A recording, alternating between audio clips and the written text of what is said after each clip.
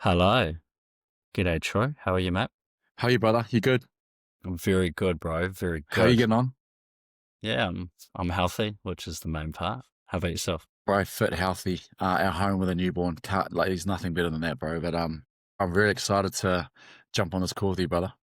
Yeah, awesome, bro. Awesome. Well, I mean, for anyone out there that's listening, this is the start of a movement called the First 7 Years. So, welcome to the very first episode. It's presented by Footy Nippers, and this is the show where we unpack movement, culture, coaching, and confidence through the lens of those crucial early childhood years. So, I'm Jimmy Farquhar.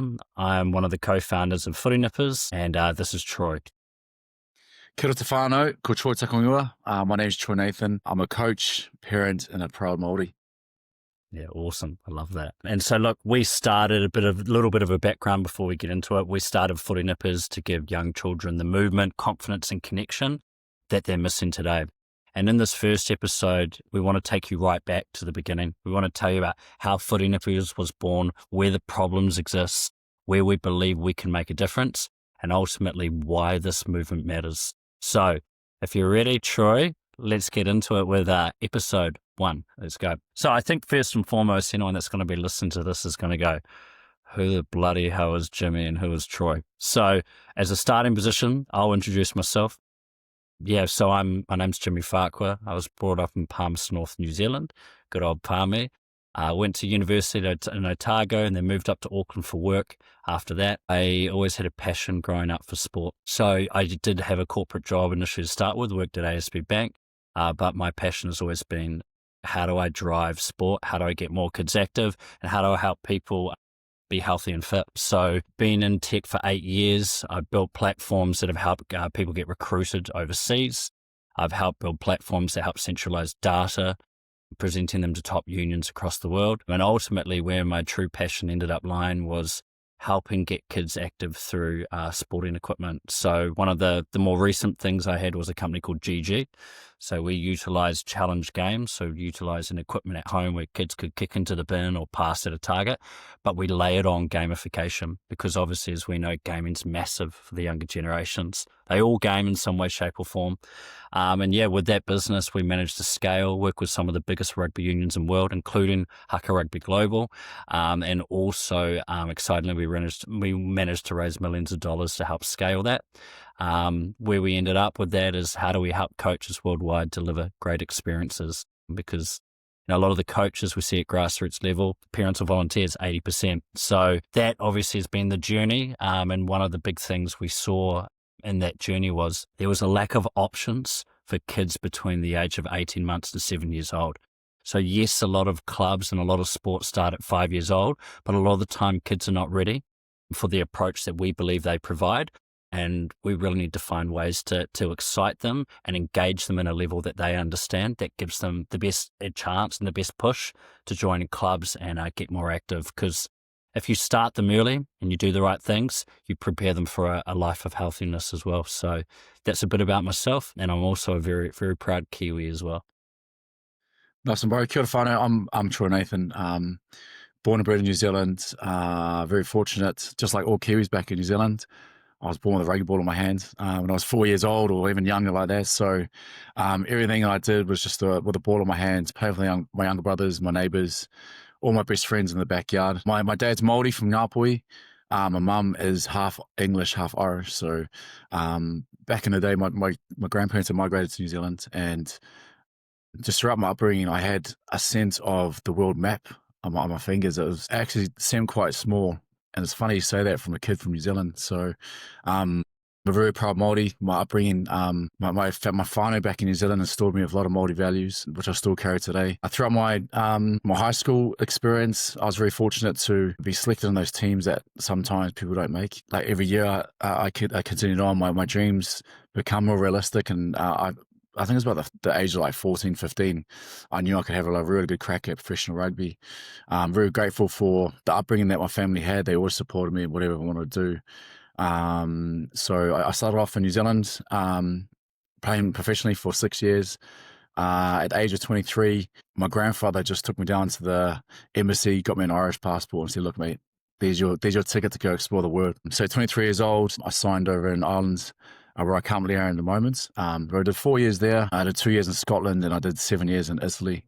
So I'm very grateful for my experience, and I've met such amazing people along the way. Very grateful for my professional career. So a couple of years before my professional career had finished up, I sort of knew that rugby was not going to take me on for the rest of my life, and I had to look into the transition of what I needed to do. So I started up a couple of businesses here and there, and one of the ones that really obviously stand out is Huckleberry Global, where we do 90 camps a year in 23 countries, and we are one of the biggest rugby providers, camp providers around the world. So just very grateful, bro. Like the experience I've had the last sort of 10 years, the connections I've made, all the kids that are coming through our system. There's been around 20,000 kids that have been through our system. So you can imagine the connections, and I'm truly grateful for every connection I've had through that process. I think we'll dive deep into what more Footy Nip is about, but I think there is a space for that, which I'm excited over the next sort of couple of months how we can sort of take this abroad and get it out there. Yeah, I think that's awesome. I think, when we talk a bit more about the Footy Nippers story, which we're going to do now, one of the things was whenever you start a business, you always look for who are the right people to do this. And as we dive into this journey, one thing I've noticed is, we have such complementing skills, from your business building to your curriculum to your coaching expertise to, I guess, my being able to scale and build startups and really understand how we can engage youth through certain technology and gamification tools. So yeah, I love the words unfair advantage, because ultimately if you do have some form of unfair advantage, you have a better chance of success, but also being able to do it with one of my really good mates being yourself. So I've loved the process. So awesome. But that's been an amazing little plug there for like 10 seconds from you, bro. But like since I've known you, I don't know, the last 4 or 5 years, mate, you've been a mentor of mine. Like everything I've done in business, I'll always ask for your opinion. And so just to be in this space with yourself, bro, it's a blessing for me, and obviously it just provides me so much energy to get out there, and it is something that I'm looking forward to. Oh, I feel the same way, mate. Mate, you keep me straight and arrowed, keep me in line. That's brothers. All good. So I think it's probably pretty good to give a bit of background on how this all started. So, maybe you could just dive into a little bit, like, when was like we need to fix this moment? Because you travel all over the world. You got 23 countries or 24 countries. You see all these cultures. You really, at Haka Rugby, you target, I believe it's right, 8 years old up to 16 or 18 years old. What made you see, okay, there's actually a market, or there's a gap here that we need to fit, that we need to fix, and ultimately it's a problem we need to solve? What was that? Bro, it was, especially at the younger age, bro, like 8, there's probably just a lack of experience confidence, that come into our system. And I think either it was nothing that they'd done before 8 years old, but it was anything between like, discipline or social skills. And the one thing that we have at Haka Global, bro, it's all about the Māori culture, storytelling, and what we try and do is try and create an identity for the child. So when you utilize the haka, it's not just about yourself, it's about who you're with, your family, your ancestors, So when we do this experience or this, the haka with kids around the world, they get a real deep understanding of who they are. We support them through that. We let them know, But it was the last sort of 3 or 4 years, like every time we do a camp, a lot of younger siblings, toddlers, they'll come along, and they wouldn't want to go home. They wouldn't want to go home. They want to stay. And I'll see the mum, and you can see that. I'm like, they want to come and watch for like, 5-10 minutes. And it was always around, when we did the culture. And they were part of it. They wanted to dance. They wanted to sing. They want to be a part of it. And throughout our camps, there's a lot of music. There's a lot of handshakes. There's a lot of singing. And it struck me that time where I knew that there was a space or a need for these young toddlers to feel part of something. And like, if they can feel their own identity or look a little bit deeper where they're from, at 8 years old, Why can't they do it at 4 or 3? I have kids myself, so I know the sort of learning process of a toddler, all the growing stages. But that was one thing that really got me, man. And like, just over the time, I'd bring toddlers in. They love a handshake, they love a cuddle, they love singing. So this is where I think that the Footy Nipper space can really take control. Interesting, because like the way I know one thing, and this is credit to what you've done, you have around 80 to 90% retention rate of people that come back to your camps with kids. So that means you're doing something right. And I think having attended and coached at some of the haka rugby camps, I definitely see they leave as just empowered young kids once they go through the culture part. And I guess, when we look into, how we build confidence, how we get kids playing and moving, which is for me, the biggest thing, right? A lot of kids at the moment, I feel are distracted, right? You've got screen time every day. There's around 4 to 5 hours. They go to kindergarten and schools. They're told to sit down most of the time. I mean, that's not where I think we should be positioning young kids. Young kids need to develop through play and movement. Now, a lot of the time, some people get caught up in going, well, play and movement is different than sport. I mean, I agree with that. But one of the big things is we're talking about, how do you get a ball in a kid's hand? Because a ball in a kid's hand not only gives play and movement, but it teaches you coordination, agility, teamwork, these things that are also foundational skills that we need to get right. So when we bring it back to, obviously we've got these core problems and what you saw, do you believe when you looked at how do we fix this problem or how it started, that the cult element is the part that is going to engage these younger kids, because their attention spans go like this. You ask them 3 things, you've asked them 2 things too many. So what is the thing that you feel like we need to fix this, but how do we fix this? And what's your opinion on that?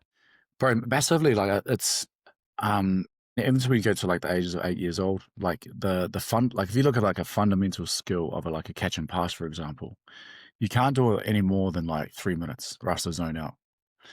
But the beauty about the Māori culture is you have your storytelling, right? So if there's a story around the whole journey of a session, they know, or they want to get to the outcome. Like mowing the sun, for example.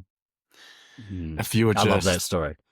If you were telling kids to, running zigzags, working on their evasion or their agility, and then you got them to maybe do a couple of passes, they would do that, but there wouldn't be any sort of concentration on that particular skill. But once you bring in a story behind it, okay, we're going to try and weave a flax here. Okay, make sure we have the sound line to get this flax weaved, and then obviously we have to try and get a connection by passing. And you can add on things like you get that rope and you pull it together. There's a story behind it, and that's where they want to try and get to. So that is something that I think that we're about to fix with Footy Nippers. Yeah, cool. I even, being on this journey, and we started this journey around 6 to 8 months ago, which we can talk, we went and met an island. We had some awesome ideas. We got on the phone. We're like, okay, let's go. I'm sorry. We got on the phone, video calls, and we're like, right, let's meet an island, which is where you live. I'm in Dublin. We met there. But I think in between that time, I have not coached kids at that level, right? I have experience for utilizing technology to get them active. And you obviously have experience, especially at that higher level from 8 years up. So I think there's definitely been a learning curve for us, but consulting and surrounding yourself with experts in that field is the best way we can learn and go, right, what is the solution required? And there was something really interesting. So we met with some primary school teachers in Auckland, and one thing that came up commonly is story time is a very big part for these kids. So what I mean by that is when they sit down, they're like, right, there's a story. And whether it might be Mariki or Under the Stars, or you're going to do something like Ocean Explorers, Maui in the Sun, apparently there's silence. They're all engaged. For 5 to 10 minutes, they sit down and listen. So when I heard that insight, I was like, okay. So if we want to get kids to play and move, but we know that their attention spans are small, they're very engaged at that point of time, how do we bring those two together? And this is where I believe utilizing the Māori culture and these stories, it's so powerful. And the proof is in the pudding with what you already do with haka rugby. So look, the best thing we can do now is give kids an advantage. And giving kids an advantage means growing strong, kind, and confident kids that helps propel them Absolutely. forward and teaches them good traits for later on in life. So, look, Yeah. Bro, I just an think, example yeah, like that, bro, to go back from like haka. Like, mate, I'm a ref. I'm not a ref. I'm a coach, but I dislike using my whistle. Like, I have the whistle there. If I have to use it, I'll use it once. Like, if I was going to gather, it could be like 100 kids. And like, this is just, it's not just because of me, but it's a system that it's created. Once you start clapping, and it could be singing a Māori song, there could be like 100 kids scattered around the field. You might just do one whistle, a real light whistle, and you start singing and you start clapping, but they know that is the connection, and they know that they have to feel part of it. So the end result is always going to be, regardless if you want attention, you might scream out that whistle like 8 times, bro, and then you might eventually, after like losing your voice, screaming for them to get into a circle. It could be one whistle, you start clapping, you start singing a little hymn or waita. A couple of kids around you will start singing with you. Everyone else start hearing the song, and they'll start coming in. So I just feel these are yeah, it's something about their discipline and what they can, connect to just using the Māori culture. Like when we do any sort of culture sessions, like there's no talking. People are just so tuned to hear what it's all about, and they want to learn. So the Māori, the storytelling, and obviously the Māori culture, I think it adds a lot of value, and I'm really grateful to be Māori. Just go back on that topic of being Māori. Like when I was growing up, I had so many values that I was taught, and I still walk around with my chest up and hold those values. It's all about building relationships. Whanongatanga. That's a massive thing that we're taught when we're young. Manaakitanga. That's all about being kind. So when you yeah, build those okay. relationships, you're always kind, and then obviously the biggest one's aroha, right? It's about sharing the love in any moment that you are. So by utilizing that, bro, using it with the taller space or more the youth space, I think it's such a powerful tool.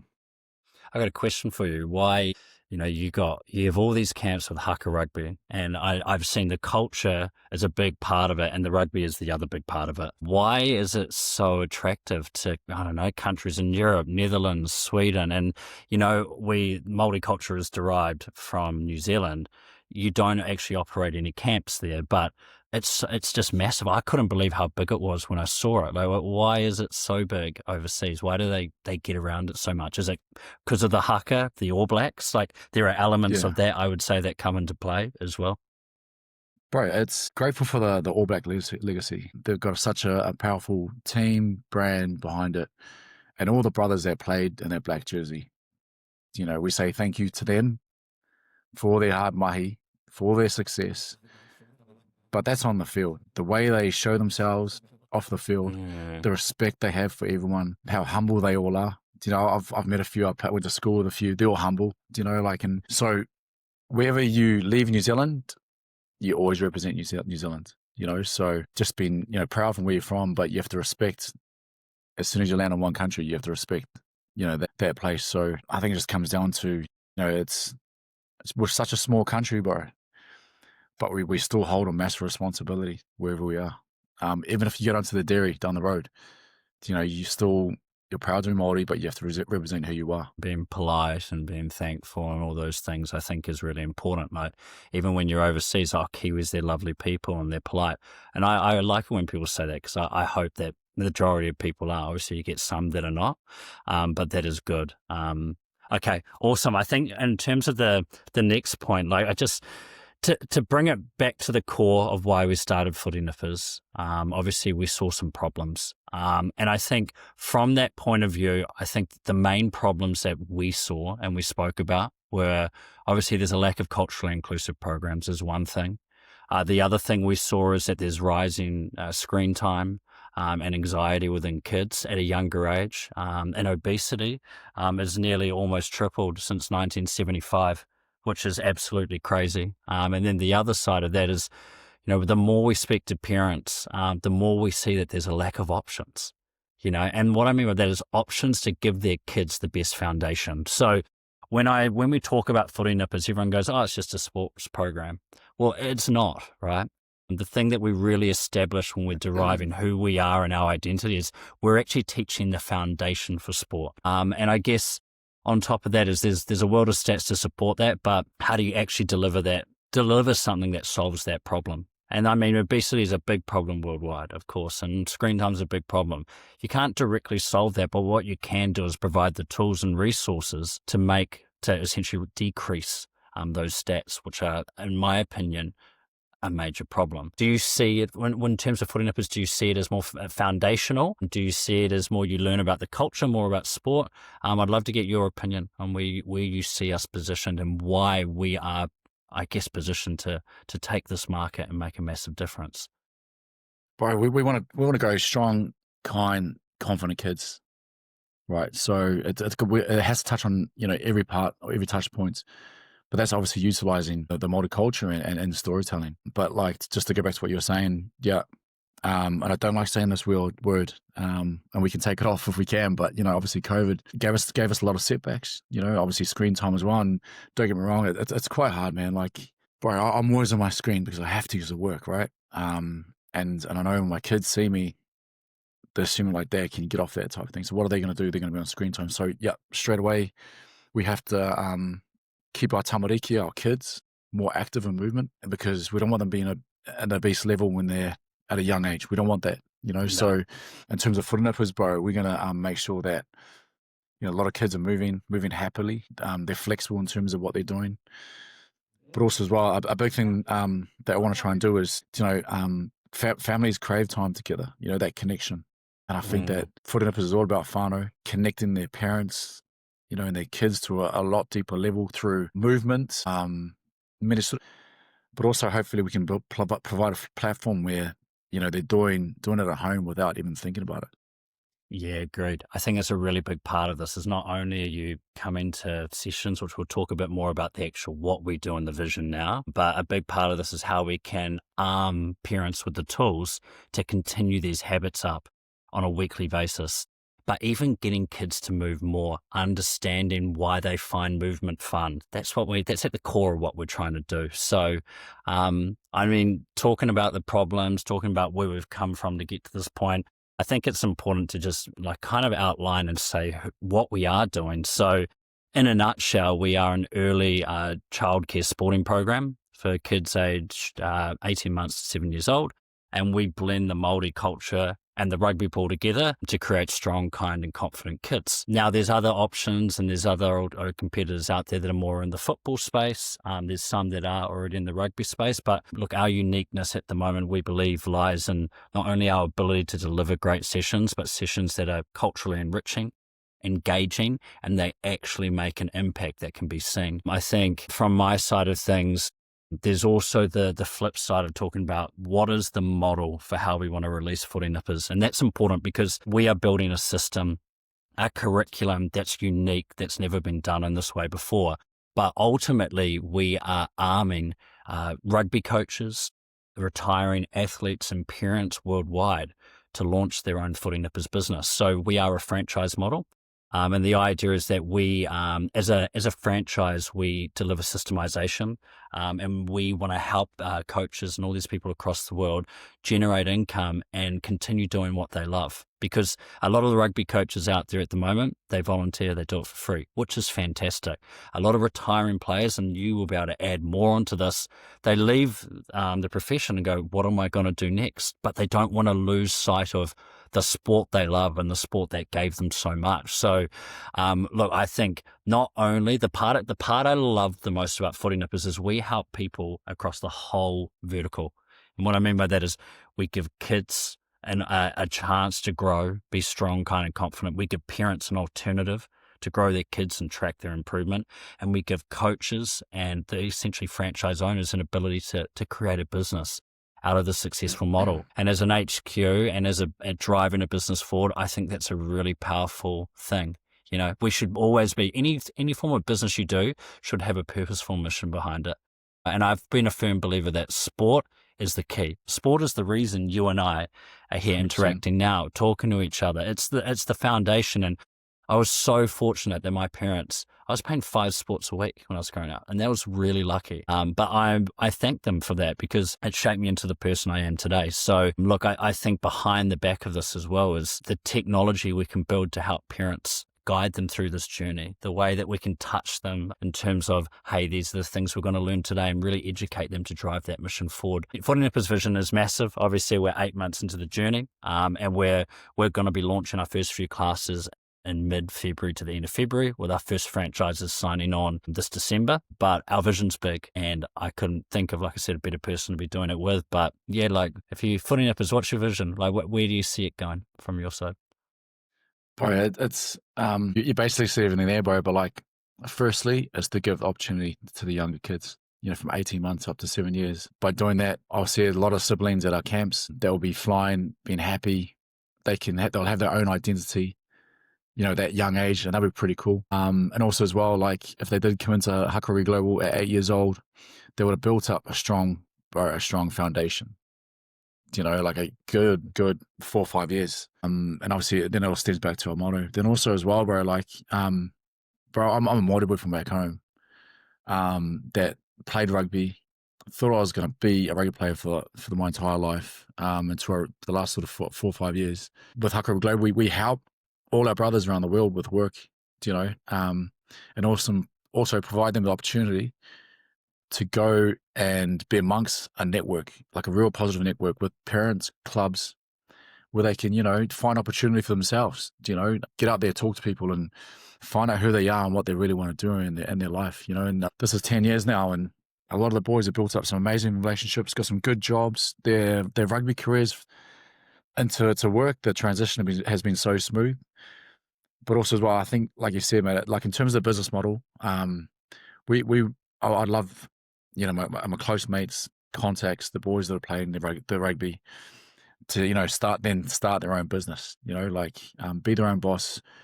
Really excel in what they know. Like, everyone has some amazing ideas. Everyone wants to build a business, but they can be in a situation where they can go out there and thrive. And I think, bro, just the work that we've done together, the foundation behind, I think it's a very, very smooth and easy transition for them to maybe own a franchise one day. And I think, it's the curriculum that we're put in place. I think it's special, so we're really excited for what to come, and what is it, going on 9 months now, bro? And it's been a cool journey with yourself, seeing you pretty much every day, which, it's, when you have a mentor, mate, you don't mind seeing him every day for free, do you? Yeah, for free. I might start charging for that. No, I feel the same way, mate. You could be charging me, Oh, that's cool. Yeah.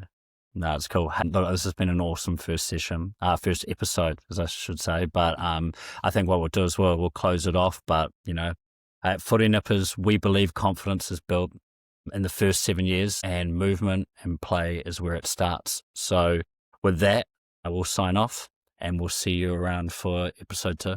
Yep. Thank you to everyone that's listened out there. Very first one, massive tautoko, and hopefully see you guys soon on the next one. Awesome. Cheers, bro. Have a good one. Cheers, brother.